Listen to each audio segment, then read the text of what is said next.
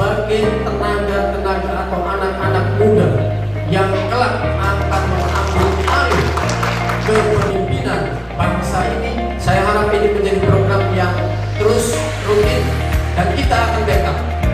Kita akan dukung semua kegiatan yang memang mengarah pada peningkatan skill, peningkatan pengetahuan UGJ, mengusung visi menjadi universitas riset unggulan berbasis kearifan lokal menuju tataran global pada tahun 2032. Muda itu adalah kekuatan. Muda itu mampu memberikan pembaharuan, dan anak muda itu adalah penentu kemajuan suatu bangsa. Buruh mahasiswa, buruh rakyat Indonesia, buruh perempuan Indonesia.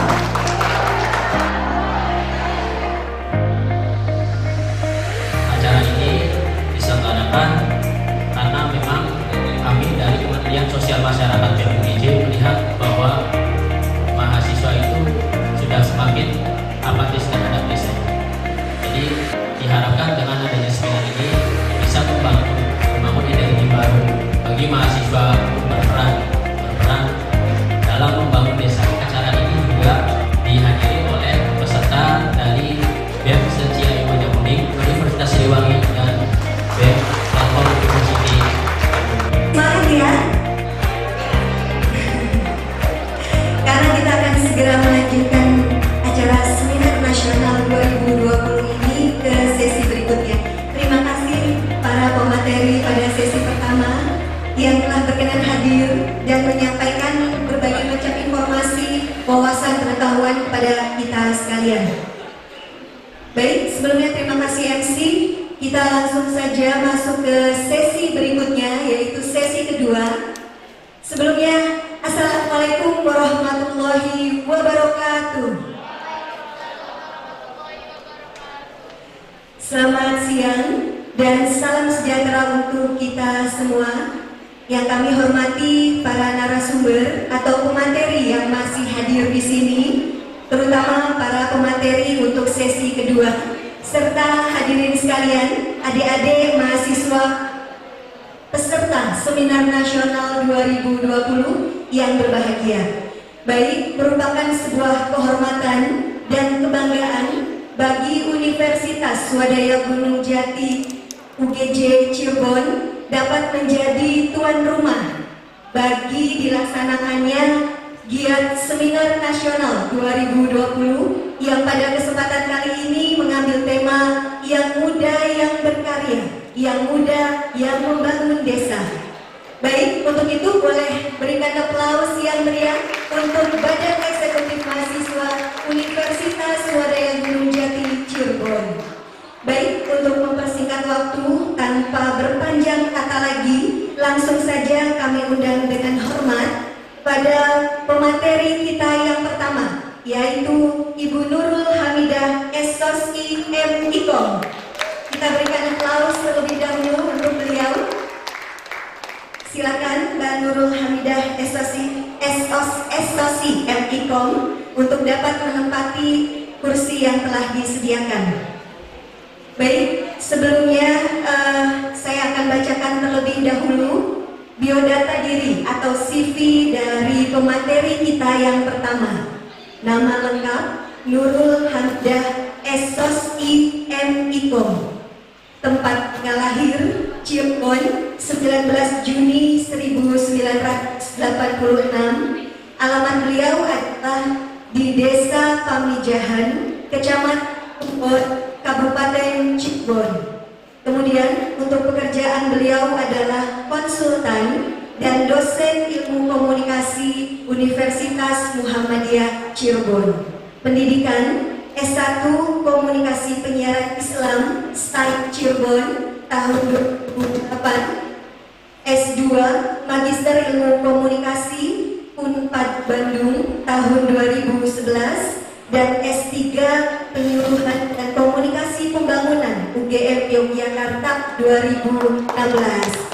Baik, itu dari pendidikan beliau. Ada segudang aktivitas beliau. Namun untuk mempersingkat waktu, saya langsung saja bacakan moto hidup beliau, yaitu setiap orang ada masanya, setiap masa ada orangnya. Saat kau menyerah, maka habislah sudah. Jalani, syukuri, nikmati. Baik, sekali lagi kita berikan aplaus untuk Ibu Nurul Hamidah SOSI MIKOM. Selanjutnya saya panggil dengan hormat untuk pemateri kedua, yaitu Ibu Titis Puspita Dewi SOS MSC untuk dapat menempati kursi yang telah disediakan. Baik, hadirin sekalian yang berbahagia, seperti halnya pemateri yang pertama tadi, terlebih dahulu akan saya bacakan kurikulum vitae dari pemateri kita yang kedua. Nama Titis Puspita Dewi, gelar SOS MSC, tempat tanggal lahir Kediri 22 September 1992. Ya, jenis kelamin tentunya wanita ya. Kemudian status perkawinan belum kawin, alias masih single ya Mbak Titis. Kemudian untuk email titis.dewi26@gmail.com atau talapagahmanagement@gmail.com. Baik, pekerjaan beliau adalah konsultan, fasilitator pemberdayaan masyarakat. Beliau tinggal di Jalan Mastrip 112, RT 034 RW 010, Kelurahan Sukorame, Kecamatan Mojoroto, Kota Kediri, Provinsi Jawa Timur. Baik, segudang pengalaman kerja beliau tidak akan cukup habis untuk saya bacakan di sini karena hanya akan menyita waktu saja, yang memang saya hanya punya waktu paling lambat 1 jam. Ya, pada panitia mungkin 1 jam dari sekarang. Oh, oke.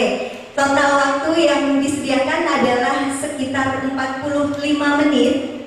Itu sudah termasuk pemaparan materi dan tanya jawab. Baik, sekali lagi boleh berikan aplaus yang meriah untuk kedua pemateri atau narasumber kita pada sesi yang kedua ini. Baik, hadirin sekalian, adik-adik mahasiswa peserta seminar nasional yang kami banggakan, untuk mempersingkat waktu, langsung saja kami berikan kesempatan yang pertama ini. Kami persilakan dengan hormat kepada Mbak Nurul Hamidah SOSI MIKOM untuk dapat berkenan memaparkan materi yang pertama pada sesi yang kedua ini. Kami silakan Mbak Nurul. Terima kasih Mbak Willy. Mbak Willy ya, oke. Mohon maaf, kelamaan di Yogyakarta biasa manggilnya Mas Mbak gitu ya, biar lebih mudah. Ya, Assalamualaikum warahmatullahi wabarakatuh. Ya, mohon maaf ya, jam-jamnya makan siang, belum lagi waktunya mepet, dan kami mempersilahkan kepada para guru kami untuk bisa sharing motivasi lebih banyak. Kalau kita simple padat saja. Saya izin berdiri, Mbak. Ya, silakan Mbak. Mengingatkan kembali untuk durasi waktu 15 menit, saya rasa cukup ya Mbak. Ya, cukup. Ya. Pertama kenalkan, saya bekerjanya cukup sedikit. Jadi konsultan komunikasi publik di TPPU, lalu juga konsultan di PT Astra Internasional serta dari PT Telkom Indonesia. Dan juga saat ini dipercaya untuk jadi komisaris di salah satu PT Bisma Infotama. Seperti itu. Dan juga sekarang di Grow Up Institute. Kalau Mbak Titis ini biasanya kenalkan kecil mungil, tapi dia ini konsultan di Kementerian Pajak.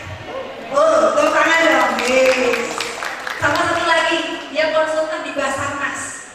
Wajahnya ya, badannya kecil mungil, tapi kalau misalkan lagi tugas berhadapan dengan tim Basarnas, aku kelihatan sendiri. Kalau foto paling depan. Nah, jadi kalau ketemu siap Bu, siap laksanakan, siap. Itu kerjaannya dia. Oke, sudah tahu Grow Up Institute? Ada yang sebelum datang ke sini sudah buka Instagram Grow Up Institute?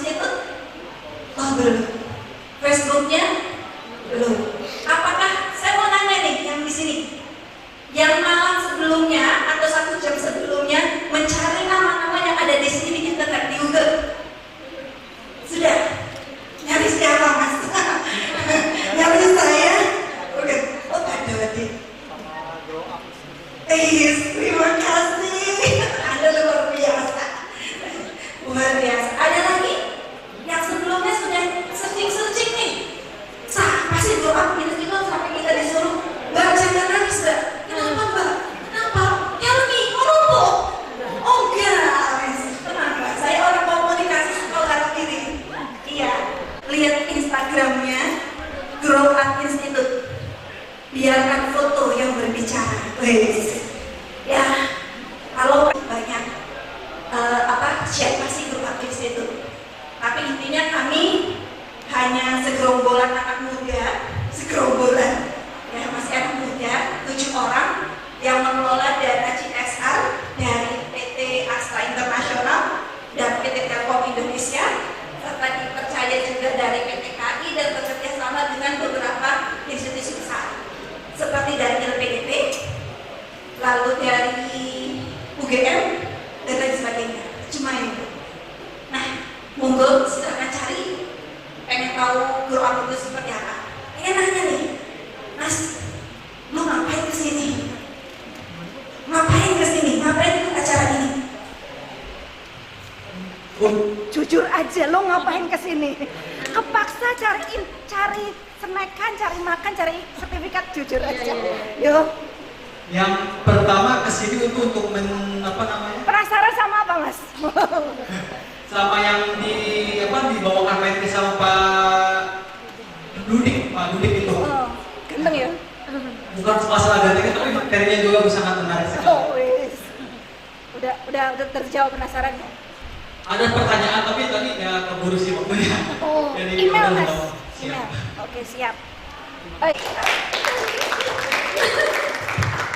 Baik, karena tadi sudah dipersilahkan oleh pemateri kita yang pertama dan sama-sama dari Grow Up Institute juga ya Mbak Nurul. Jadi keputusan yang baik apabila langsung diserahkan kepada materi berikutnya, yaitu Ibu Titis Puspita Dewi Esos MSc. Mari kita berikan aplaus terlebih dahulu. Silakan Mbak Titis.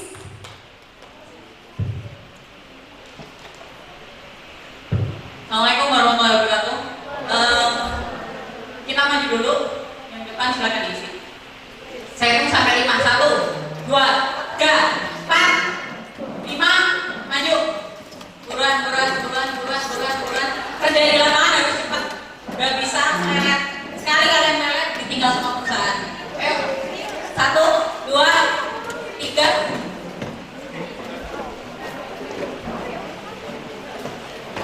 Oke. Perkenalkan, nama saya Titis. Nama panjangnya Titis Puspita Dewi, biasa dipanggil Titis. Mungkin supaya lebih akrab, panggil Mbak saja. Saya angkatan 2011, S1 Sosiologi dari Universitas Negeri Surabaya. Lulusan cum laude, sombong dulu ya. Jadi lulusan cum laude dan saya lulus 3,5 tahun. IP 3,77.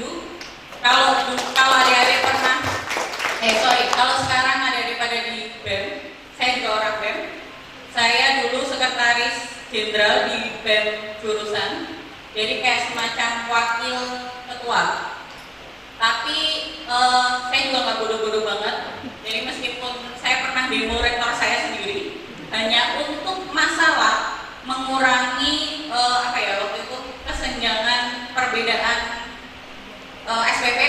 Waktu itu angkatan sebelumnya 2010 itu SPP-nya 500.000, angkatan saya sudah 1.100.000. Nah, gara-gara itu angkatan saya demo dan saya salah satu penggeraknya waktu itu. Tapi di semester 3 bukan insaf sih, karena memang sudah habis masa jabatannya, akhirnya saya kembali ke jalan yang benar. Saya ikut proyek dosen dan alhamdulillah sampai sekarang masih aktif jadi asisten dosen di Universitas Gadjah Mada. Meskipun tahun 2020 ini sudah agak saya kurangi.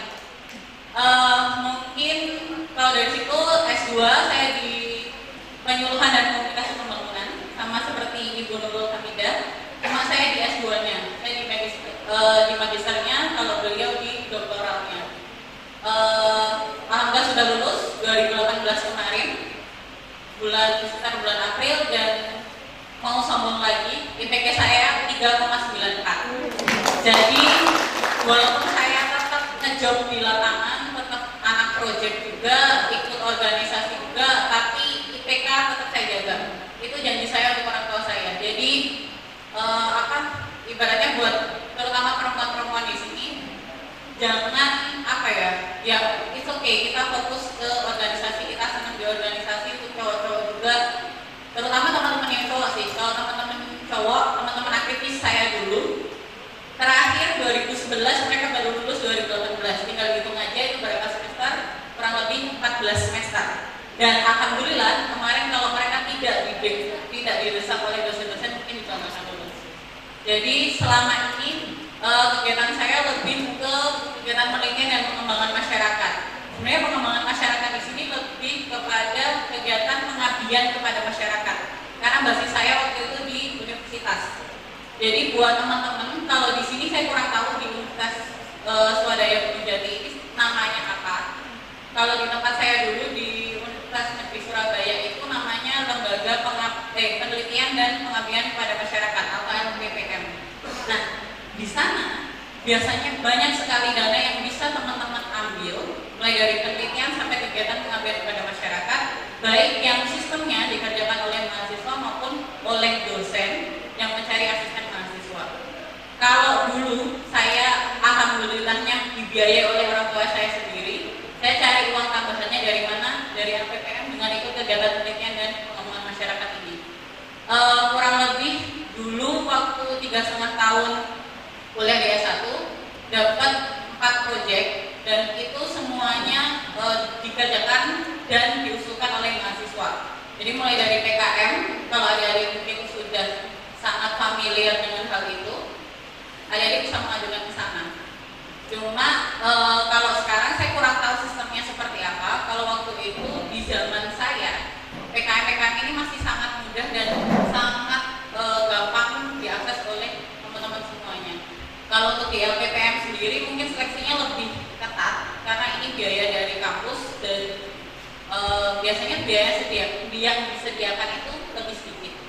Beda halnya dengan kegiatan yang dikerjakan oleh dosen namun mencari asisten dari mahasiswa. Nah, kalau yang modalnya seperti ini biasanya dananya besar, minimal 15 juta sekali proyek. Jadi kalau misalnya adik-adik dibayar murah, silahkan ditanyakan kepada dosennya apakah ini sudah sesuai dengan standar atau belum. Karena sebelum-sebelumnya, jadi pengalaman saya S1 dulu, ketika saya dijadikan asisten, paling mahal itu digaji berapa? 1,5 juta. Padahal itu naik turun bukit, keliling, udah gak karuan, tapi cuma dibayar segitu. Padahal nilai proyek yang diterima oleh beliaunya kurang lebih 100 jutaan di tahun 2013-2014. Nilai segitu sudah cukup banyak, tetapi yang diberikan kepada mahasiswa yang benar-benar turun ke lapangan jumlahnya sangat sedikit. Nah, ini kadang hal-hal yang perlu kita perjuangkan, terutama yang berjiwa-jiwa aktivis ini, karena hal-hal yang berhubungan dengan ketidakadilan ini perlu kita segera selesaikan. Kalau nggak gitu, ya selamat datang pada penindasan tadi. Jadi next, kalau di Grow Up Institute, saya baru gabung Desember 2014. Cuma sebelumnya memang saya sudah aktif di kegiatan-kegiatan serupa. Kalau di Grow Up Institute terakhir yang paling baru ini kegiatannya di Desa Kacangan, Kecamatan Andong, Kabupaten Boyolali. Kalau yang kegiatan ini lebih kepada social mapping. Ada yang tahu social mapping? Ada yang dari fakultas ilmu sosial? Banyak. Kalau di sini fakultas ilmu sosialnya prodi apa aja? Oke. Seharusnya ilmu komunikasi diberikan pelajaran soal ini, karena teman saya yang S2 sekarang punya NGO yang kerjasama dengan PT Pertamina Persero. Jadi backgroundnya komunikasi. Sekarang dia ambil S2 dengan saya kemarin, dan sekarang udah lulus. Dia punya NGO yang cukup stabil dan settle sekarang. Kalau yang yang di kegiatan seperti ini, biasanya kami lebih kepada social mapping. Social mapping itu apa? Kalau social mapping ini sebenarnya lebih kepada kegiatan pemetaan sosial bahasa Indonesianya. Di sana ada kalian harus tahu dulu kondisi di desanya seperti apa. Yang pertama, yang kedua, potensi apa yang ada di desanya. Jadi minimal tahu SWOT, SWOT. Apa aja? O, opportunity, T-nya rate, hambatan. Jadi kalian minimal harus tahu itu dulu. Kekuatannya apa, keunggulannya yang ada di desa itu apa, kelemahannya apa, kemudian peluang apa yang bisa dikembangkan di sana, dan hambatan apapun yang ada di sana untuk ketika kita mau memberikan sebuah program, apakah program itu akan sesuai atau tidak. Jadi ketika membuat program, udah ada semester 5-6? Belum. Kalau udah ada semester 5-6 biasanya nanti ke KKN. Kalau bisa, kalian lakukan social mapping ini terlebih dahulu sebelum melaksanakan kegiatan KKN. Jangan asal, karena masyarakat ini bukan tempat untuk uji coba. Selama ini saya sudah mendampingi adik-adik KKN di Universitas Gadjah Mada dari tahun 2017 di Kepulauan Sangihe, Provinsi Sulawesi Utara, terus terakhir di Kabupaten Supiori, Provinsi Papua, terus yang paling terakhir itu di Kabupaten Gunung Kidul, daerah istimewa Yogyakarta. Nah, rata-rata dari mereka semuanya setelah kembali dari KKN komplain sama masyarakat. Oke, jadi bukannya kenapa-napa. Komplain ini sebenarnya karena ketidaksesuaian antara apa yang dibutuhkan oleh masyarakat dengan apa yang kalian buat. Intinya, jangan main-main sama masyarakat. Mereka punya hak, apalagi sekarang ada dana desa yang sudah dijelaskan Pak Lebar sama Dodi tadi. Mereka punya keinginan, mereka punya apa ya, ibaratnya mereka punya daya tawar untuk menentukan program kalian ini bisa dilaksanakan di desa mereka atau tidak. Kalau misalnya mereka sudah sok, apa saya nggak butuh kegiatan kayak gini itu buat apa? Ini tuh nggak ada hubungannya sama dana desa kami, ini nggak ada hubungannya sama ini. Mereka akan memasang benteng untuk kegiatan-kegiatan selanjutnya. Next, untuk kegiatan penelitian yang lain, jadi selain kegiatan pemetaan sosial, kami juga fokus ke kegiatan yang berhubungan dengan wilayah-wilayah yang rawan bencana. Kenapa rawan bencana? Kalau mau saya kasih bocoran ya, topik soal kebencanaan di saat ini sedang seksi-seksinya. Jadi ketika teman-teman ingin membuat topik-topik penelitian, arahkan ke sana. Itu akan lebih mudah didanai, terutama oleh lembaga-lembaga yang memang fokus kepada bidang-bidang kebencanaan. Terus next, kalau ini yang kegiatan potensi desa, ini kerjasama dengan Mata Garuda LPDP. Kalau teman-teman tahu di LPDP itu ada yang namanya riset inovatif produktif atau RISPRO. Ini yang bisa mengajukan cuma dosen S3. Tapi teman-teman bisa membantu mengusulkan ide-ide yang sifatnya baru, yang sifatnya menarik di masyarakat. Terus next, ini bisa diklik nggak? Coba. Jadi terakhir kemarin ada kegiatan social mapping. Kalau misalnya nggak bisa, nanti silahkan dilihat di Instagram aja. Jadi intinya kegiatan ini kami lakukan kemarin di Desa Senduro, kecamatannya Senduro. Desanya, Desa Ranupani, desa tertinggi di Pulau Jawa, Kecamatan Senduro, Kabupaten Lumajang. Desa tertinggi di Pulau Jawa setelahnya Bromo. Jadi kalau misalnya video ini bisa diklik, sebenarnya kelihatan view Bromo yang bagus banget waktu itu. Terus next, ini kegiatan saya. Jadi sebelum gabung di Grow Up Institute di 2018 itu sudah ikut kegiatan pengembangan desa binaan di Gunung Kidul. Potensi yang kami kembangkan di sana adalah tentang pisang. Jadi yang sudah dijelaskan oleh Prof. Naru tadi, kalau ada yang memperhatikan, satu pohon pisang ini kami buat produk seluruhnya. Jadi yang terakhir kemarin ada sirup daun pisang, dan alhamdulillah sekarang sudah masuk ke lab dan terbukti aman. Terus yang paling terkenal dan paling sering dipesan sama teman-teman dari Jakarta itu keripik pelepah pisang. Tahu pelepah? Pelepah itu tengahnya daun yang biasanya dipakai buat mainan anak-anak, itu dibuat alhamdulillah dari Fakultas Teknologi Pertanian Universitas Gadjah Mada menyatakan kalau ini aman untuk dikonsumsi dan dia berkhasiat untuk mengurangi sariawan termasuk mengurangi demam juga. Jadi hal-hal yang sebenarnya kalian anggap sepele dan kalian anggap apa sih ini tidak bernilai jual sama sekali. Ini bisa bernilai jual ketika pendekatan yang kita lakukan ke masyarakat itu benar. Terus next.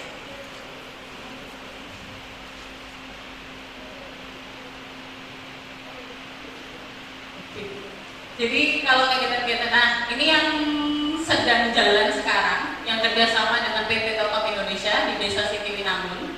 Kalau yang ini fokus ke pengembangan gerakan, mungkin sudah banyak yang tahu. Next saja. Ini yang sedang jalan juga sampai tahun 2021 dari PT Astra Internasional. Terus next, terakhir. Nah ini yang sedang saya jalankan sekarang di Taman Nasional 9 Provinsi Sumatera Selatan. Besok siang saya sudah harus datang ke sana lagi untuk kegiatan pengembangan masyarakat yang ada di sana.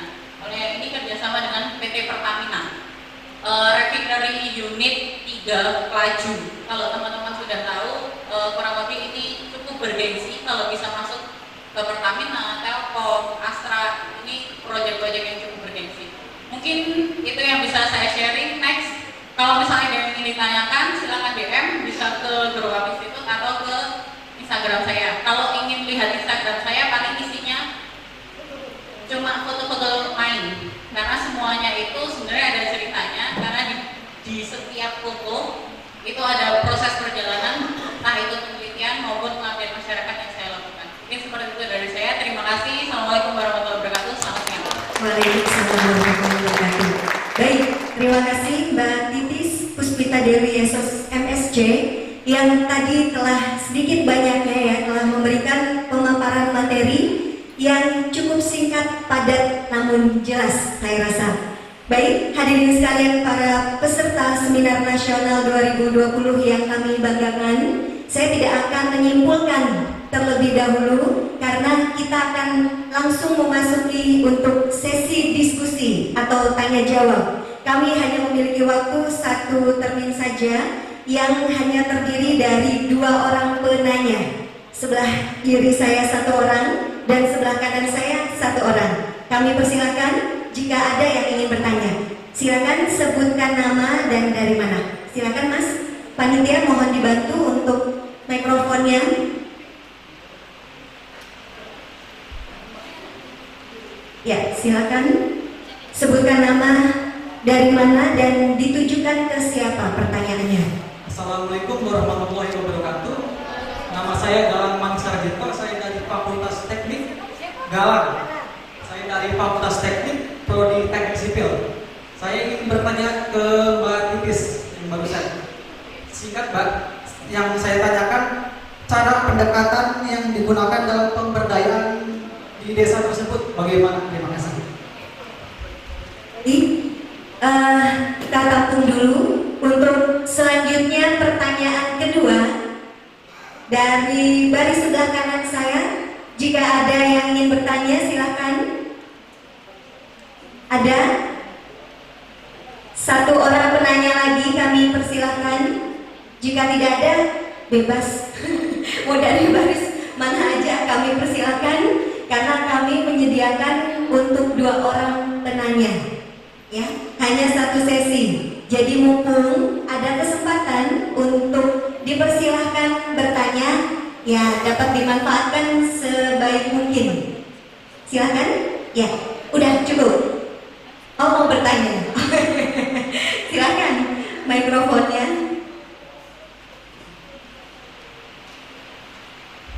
Dari panitia ya sepertinya. Assalamualaikum warahmatullahi wabarakatuh. Nama saya Naiwatul Fawida dari Fakultas Keguruan dan Pendidikan. Saya ingin bertanya kepada Mbak Titis. Tadi kan dijelaskan tentang Grow Up Institute. Nah, untuk Grow Up Institute sendiri itu terbuka untuk umum atau hanya yang punya wawasan lebih gitu?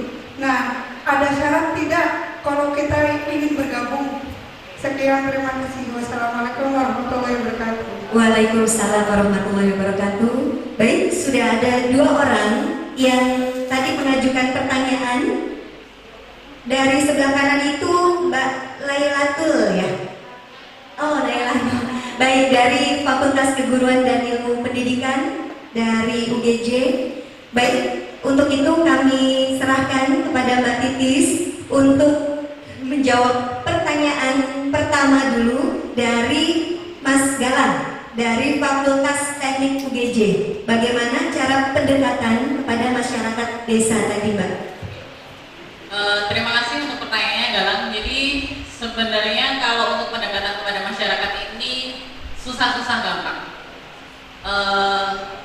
Kalian akan nyaman ketika kalian sudah sering melakukan itu. Jadi saya bilangnya kalau pendekatan ini berdasarkan pengalaman sebenarnya. Yang paling pertama dilakukan adalah kalian pegang dulu aktornya. Tahu aktor nggak? Apa? Dari aktor, kalau di dalam sebuah pemberdayaan masyarakat ini adalah tokoh kunci. Seseorang yang cukup disegani, seseorang yang cukup berperan dalam desa tersebut, kalian dekati. Minimal biasanya kepala desa. Ini kalau kasuistik dia tidak ada permasalahan dengan warganya ya, karena selama ini kadang ada ya mohon maaf ada beberapa desa yang kepala desanya ini show on, dia sangat ingin terlihat lebih, tapi dia sama sekali tidak melibatkan masyarakatnya. Saya tidak akan menyebutkan di mana, yang jelas lokasinya tidak dengan kita. Ada juga yang modelnya ini pemerintah desa, terus dia kepala desa, dia punya bawahan lagi. Biasanya ini adalah tokoh yang dituakan. Jadi selain tokoh kunci, bisa kepala desa atau mungkin tokoh agama, cari tokoh yang dituakan di sana. Karena dengan kalian memegang orang ini, semua informasi, semua program yang kalian sampaikan insya Allah akan didukung. Karena rata-rata orang desa, terutama desa-desa seperti di wilayah-wilayah pegunungan, itu mereka akan menurut kepada tokoh tetuanya ini atau tokoh adatnya. Sebagai contoh, kalau yang di desa Ranupani itu, mereka karena suku Tengger, jadi semuanya ini harus sendiko dawuh sama yang namanya dukun. Ketika dukun ini sudah oke, menyatakan oke dengan program ini, maka apapun yang kita lakukan dengan program tersebut akan didukung oleh masyarakat. Meskipun sebenarnya dari akar rumput ada masyarakat yang kemudian menginformasikan sebenarnya ini nggak sesuai dengan kami, Mbak, seperti ini. Nah, tapi karena sudah diperintahkan oleh si dukun ini tadi, mereka akan melakukan itu. Sama halnya yang ada di Papua.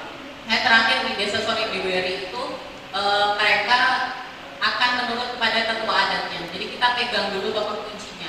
Itu yang pertama. Terus yang kedua, buat program yang sesuai dengan kebutuhan masyarakat. Seperti yang saya tekankan tadi, jangan sok tahu. Kalian orang luar, kalian bukan orang desa sana, kalian nggak tahu kebutuhan masyarakat apa. Kalau kalian tidak menanyakan ini kepada masyarakat, mana bisa programnya nggak sesuai dengan mereka. Meskipun sebenarnya kita sudah bolak-balik melakukan kegiatan seperti fokus group discussion, terus wawancara dan seterusnya, tapi ini belum tentu semuanya efektif. Terus yang ketiga, yang paling penting dan yang paling utama untuk mendekati masyarakat dan untuk bisa menyelenggarakan kegiatan pengembangan masyarakat ini adalah ada dananya. Jadi sebelum kalian berangkat melakukan sesuatu, kalian harus yakin terlebih dahulu dengan bensin yang kalian gunakan. Kami bertujuh, jadi ada Seven Warrior. Kalau di grup kita ada 7 orang, kami biasanya nyebutnya itu Seven Warrior. Ini 7 orang ini yang memastikan kalau kegiatan yang ada di Grup Institut ini tetap jalan dengan pendataan yang ada. Dengan pendanaan yang mumpuni. Jadi jangan sampai kalian berani menjanjikan sesuatu kepada masyarakat kalau ini tidak ada dananya. Jadi kalau di bahasa Jawa itu aja umum. Jadi jangan terlalu membesar-besarkan, terlalu memberikan harapan kepada masyarakat. Ketika masyarakat memang diberikan satu program, misalnya program pengembangan wirausaha kelompok ibu-ibu, ya sudah, kalian fokus ke kelompok ibu-ibu, jangan fokus ke kelompok yang lain. Karena semakin kalian mengembangkan, semakin kalian menaikkan harapan-harapan dari berat bebannya di kalian, karena ada hal-hal yang kadang kita terpikirkan secara emosional. Gimana kalau misalnya kelompok ini terlanjur sudah dekat dengan kita, terlanjur sudah seperti dengan kita, kemudian tidak terselenggara kegiatan di sana. Nah seperti itu. Yang jelas jangan sok tahu dan jangan PHP. Nggak ada orang yang mau diberikan harapan palsu. Sama halnya dengan masyarakat. Kalau kalian memberikan harapan yang terlalu muluk-muluk, tetapi ternyata itu tidak dilaksanakan, misalnya karena keterbatasan dana atau ada permasalahan dengan tokoh kunci, ini akan jadi permasalahan untuk kalian juga. Jadi setiap program kita itu harus bersinergi, semuanya harus tetap terkonsep dan terjaga. Saya terjaga ini jangan sampai tiba-tiba di tengah jalan uangnya habis. Ya sudah, kita mau mengadakan kegiatan tidak bisa. Jadi hal-hal yang mungkin mendasar seperti itu yang perlu kita terapkan. Yang jelas nanti semoga nanti kepakai ketika kegiatan KKN. Kalian lakukan pendekatan dulu kepada masyarakatnya, tanyakan program, jangan membuat program terlebih dahulu atau jangan mengajukan proposal terlebih dahulu ketika kalian belum pernah mengadakan survei ke lokasi tersebut. Jadi biasanya sebuah sebuah proposal yang diajukan kepada perusahaan, baik itu yang sifatnya penelitian atau CSR, ini akan di-delete oleh mereka ketika tidak sesuai dengan kenyataan yang ada di lapangan. Jadi mungkin sekarang lebih mudah kita untuk memperoleh informasi seperti yang sudah disampaikan oleh Mas Dodi tadi. Ada profiling dari masing-masing desa, tapi ini tidak menggambarkan semuanya. Kita harus tetap fokus ke masyarakat, tetap ke lapangan, cari informasi terlebih dahulu dan lakukan yang terbaik. Kalau bisa program ini harus tepat sasaran dan tepat guna. Mungkin seperti itu. Baik, silakan Mbak Titis langsung saja untuk menjawab pertanyaan yang kedua. Untuk Naila, jadi sebenarnya di Grow Up Institute ini hitungannya kami belum settle. Maksudnya belum cukup kuat untuk membuka peluang kepada teman-teman, membuka kesempatan untuk belajar di sana. Karena kami merasa, terutama saya yang di bidang ini, saya punya banyak tim, saya punya banyak anak yang harus saya urusi. Bukan hanya masalah pendanaan, tetapi masalah kepuasan batin mereka juga. Jadi ada beberapa orang yang mungkin secara sukarela dia masuk ke tim saya, ke tim lapangan saya, tetapi di satu sisi saya juga harus berpikir ada hal-hal yang sudah dia tinggalkan sebelumnya yang ini harus saya hargai, entah dalam bentuk sebuah surat pengakuan seperti itu ataupun dengan keuangan. Nah ini yang belum jadi jujur saja, kalau di Grow Up Institute ini kami belum cukup settle untuk hal itu, sehingga kami belum berani untuk membuka peluang ke adik-adik untuk belajar. Kalau yang selama ini saya lakukan, biasanya saya memanfaatkan teman-teman baik saya. Jadi mereka yang memang di sini berniat untuk mengembangkan masyarakat bersama-sama, dan kami punya satu visi yang sama untuk tidak mencari keuntungan terlebih dahulu sebelum permasalahan di masyarakat ini selesai. Tapi kadang hal-hal itu bisa habis di jalan. Visi itu tidak selalu lurus, kadang juga harus belok. Nah, hal-hal yang seperti ini yang kadang tidak bisa kami jaga sendiri. Ibaratnya, kalau misalnya teman-teman ingin belajar, kami akan sangat mempersilahkan teman-teman bisa minta sharing ilmu dari kami. Insya Allah kami akan sangat terbuka untuk itu. Tetapi untuk kesempatan berkarya bersama di Grow Up Institute, mungkin untuk sementara ini kami belum bisa membuka lebih lanjut. Seperti itu. Kalau yang terakhir, kegiatan yang sampai saat ini masih jalan di Siti Pinanggun dan di Kecamatan Jamblang itu, kami ada kegiatan, barangkali ada yang ingin belajar soal bagaimana cara pengembangan masyarakat, bagaimana cara memberdayakan masyarakat, dan bagaimana cara menggali potensi-potensi yang ada di sana. Silakan kontak, nanti bisa gabung di saat itu.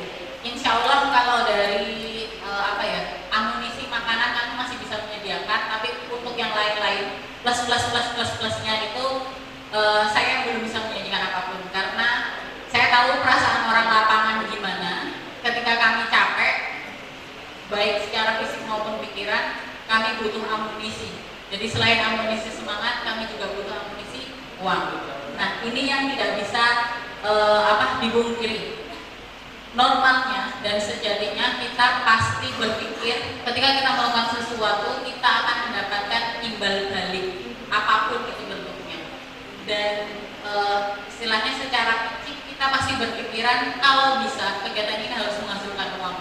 Nah itu yang untuk sekarang ini kami masih kepada kegiatan ini kalau bisa menghasilkan pahala yang bermanfaat untuk masyarakat. Entah nanti kalau ada tambahan pemasukan, insya Allah itu sudah diatur sama Allah, rezeki tidak akan tertukar. Jadi ketika mungkin kegiatan ini kami masih ibaratnya apa ya, dalam tanda kurung rugi, mungkin kami bisa cari penghasilan, mungkin bisa mencari pendapatan atau keuntungan dari proyek yang lain seperti itu. Saya kasih gambaran umumnya aja. Jadi di NGO, non-government organization tidak selalu menguntungkan.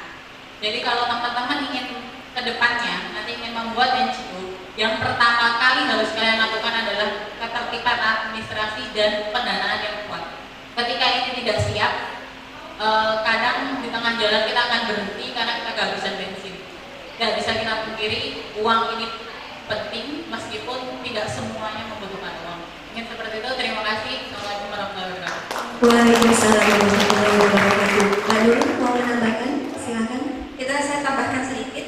Kalau di Grow Up Institute itu ada bagiannya. Kalau saya bagian sepatu kaca kayak gini. Kalau Mbak Titis sepatu lapangan. Nah, lihat aja sepatunya juga beda. Kelihatan ya? Kelihatan ya. Kan begitu. Kenapa kita punya beda? Kalau saya bagiannya itu pendekatan komunikasi, strategi komunikasi pembangunan khusus untuk bagaimana kita bisa mengenali funding dana kita. Kayak semacam PT Astra, PT Telkom, kita ke kementerian, kita ke universitas, itu bagian saya.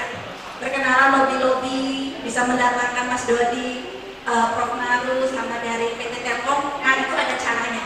Jadi kerjaan saya paling enak keluar masuk mall, kementerian, hotel, rapat seperti itu. Kalau sudah deal, nih lo ke lapangan. Jadi wajah sengsaranya kelihatan banget. Nah, saya paling nggak mau. Jadi kalau misalkan lihat di Instagram, saya biasanya rapat.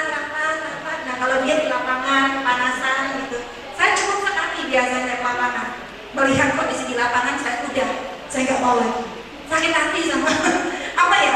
Gak kuat iman juga. Kadang-kadang kalau kita nggak sabar banget ke masyarakat, mengiranya bahwa dananya diambil lah, apalah gimana. Nah itu lebih indah ceritanya daripada cerita selebritis atau sinetron. Itu lebih indah wajahnya Mbak Titis yang penuh dengan warna-warna di masyarakat. Nah seperti itu. Cuma teman-teman perlu diketahui Mas Galang, ketika pendekatan untuk ke masyarakat jangan dilupakan juga bagaimana pendekatan kita untuk mendapatkan untuk funding dana dari PT Telkom, PT Astra. Waktu saya pertama tanya, apakah di sini sudah ada yang lihat Grow Up Institute di internet? Apakah ada sudah yang lihat Mas Dodik itu siapa? Loh jangan-jangan dia apa ya, tukang palsu gitu kan, dari mana empire mana gitu kan. Nah seperti itu. Jadi teman-teman kalau pengen mendapatkan funding dana, searching dulu di internet. Kira-kira di PT Telkom itu bagiannya apa? Funding dananya di wilayah mana? Ya seperti itu. Jadi kalau kita dapat masukan dari keraton kesepuhan minta bantuan ini itu, kita lihat dulu di PT mana yang bisa kita masuki. Nah seperti itu. Salah satu contoh dari forum silaturahmi Keraton Nusantara, mereka minta bantuan untuk menanam pohon-pohon langka yang bernilai histori. Saya harus nyari nih, kira-kira perusahaan mana yang mau memberikan CSR-nya di bagian penanaman pohon-pohon langka. Yaitu seperti Sampurna Foundation. Nah, pendekatan. Caranya apa? Kenali dulu. Seringkali saya mendapatkan pertanyaan yang mohon maaf ya, Bu, saya mau nanya ibu kota Jawa Barat apa ya? Punya HP kan? Ada internetnya? Smartphone, ada Google, kenapa nggak lihat dulu? Nah, seperti itu. Jadi usahakan teman-teman itu kalau pengen mendekati masyarakat, mendekati orang, mendekati calon istri Anda pun lihat dulu di sosial media. Nah seperti itu. Kalau sudah paham banget, barulah kita bertanya. Seperti itu. Jadi PT Astra pun keyakinan seperti itu. Itu cara memudahkan pendapat masukan dana. Nah seperti itu. Tapi ya percayalah perusahaan itu pinter loh mas. Kita ngajuin di markup 200 juta, turunnya puluhan juta. Mereka pinter banget, pas banget ya tis, pas badan. Jadi semoga saja kerja keras kita ini saat ini masih berpahala. Tahun depannya semoga saja bisa dapat Toyota Avanza. Itu aja, terima kasih. Baik, terima kasih kami ucapkan atas jawaban-jawaban yang telah diberikan oleh para pemateri kita pada sesi yang kedua ini. Baik hadirin sekalian yang berbahagia, dari pemaparan maupun diskusi singkat kita pada kesempatan kali ini, mengingat durasi, maka langsung saja dapat saya simpulkan bahwa mahasiswa itu sebagai kaum muda bukan hanya merupakan atau menjadi generasi muda saja yang nantinya akan meneruskan tongkat estafet tentunya kepemimpinan di negeri kita ini, melainkan juga mahasiswa sebagai generasi muda harus dapat menjadi tokoh penggerak perubahan bagi desanya masing-masing tentunya. Kemudian bagaimana mahasiswa juga bisa mengambil peluang atau kesempatan yang ada melalui implementasi kegiatan-kegiatan dalam bidang penelitian maupun pengabdian kepada masyarakat, dan perlunya kemampuan untuk melakukan social mapping atau pemetaan sosial yang ada dengan baik. Baik, kami ucapkan terima kasih atas sharing informasi pengalaman kepada para narasumber kita, pemateri kita pada sesi yang kedua ini, Mbak Nurul Hamidah Esos IMIKOM serta Mbak Titis Puspita Dewi Esos MSC. Semoga kita dapat mengambil manfaat dari ilmu yang bermanfaat tentunya. Sekian dan terima kasih. Wassalamualaikum warahmatullahi wabarakatuh. Selanjutnya kami kembalikan acara ke MC. Dan telah menyampaikan materi, acara selanjutnya yaitu penyerahan cenderamata kepada pemateri seminar nasional oleh Ketua Kementerian Sosial Masyarakat dan Badan Eksekutif Mahasiswa Aditya Triadi Krisnanta.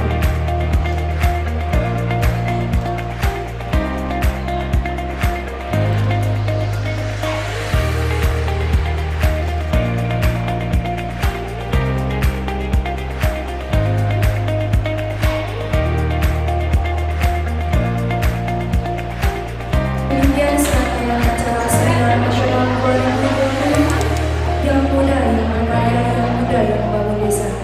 Acara selanjutnya yaitu penutup. Marilah acara seminar nasional kita tutup dengan bersama-sama mengucapkan alhamdulillah. Alhamdulillahirobbilalamin. Demikian dari saya sebagai ketua acara. Kurang lebihnya dalam pandu acara kami mohon maaf. Wassalamualaikum